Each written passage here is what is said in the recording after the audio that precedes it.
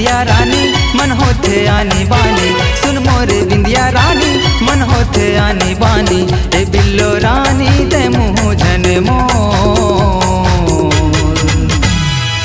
रांधिले चिंगरी के झोर, ए रानी मोर रांधिले चिंगरी के झोर। हाँ दरवाते मोरे सजना दिन में का देखे सपना, दरवाते मोरे सजना दिन में का देखे सपना। ले पी के झन आप तेरे माता मोर, रांधे हो चिंगरी के झोर ये राजा मोर, रांधे हो चिंगरी के झोर।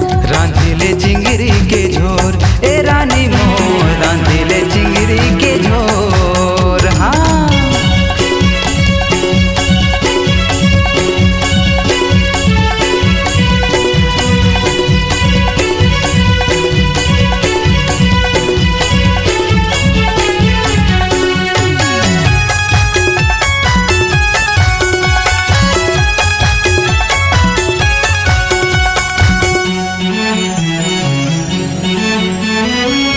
भर ले घूमत रहो दारू के जुगाड़ में, रम के लिया लखावो नहीं मड़े के तिहार में।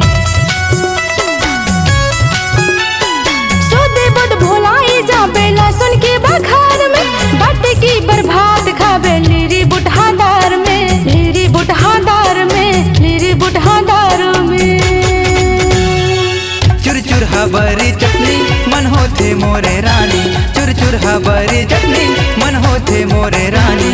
ए बिल्लो रानी ते मुँह झन मोर, रांधे हो चिंगरी के झोर ये राजा मोर, रांधे हो चिंगरी के झोर। रांधिले चिंगरी के झोर, ए रानी मोर रांधिले चिंगरी के झोर। हाँ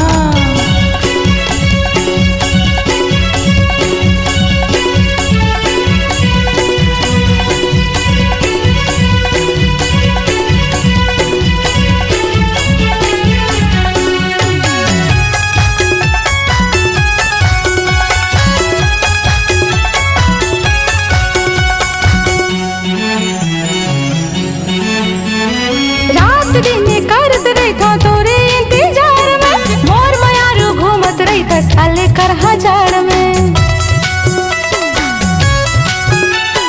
नींबू रस लडार गोरी मूली के सलाद में, अब बड़ मजा पाहूँ संग चिंगरी के साग में, चिंगरी के साग में, चिंगरी के साग में। तै मोर करे जा जाने तै मोरे दिल भर जाने, तै मोर करे जा जाने तै मोरे दिल भर जाने। ए बिल्लो रानी मैं तेरा राजा मोर,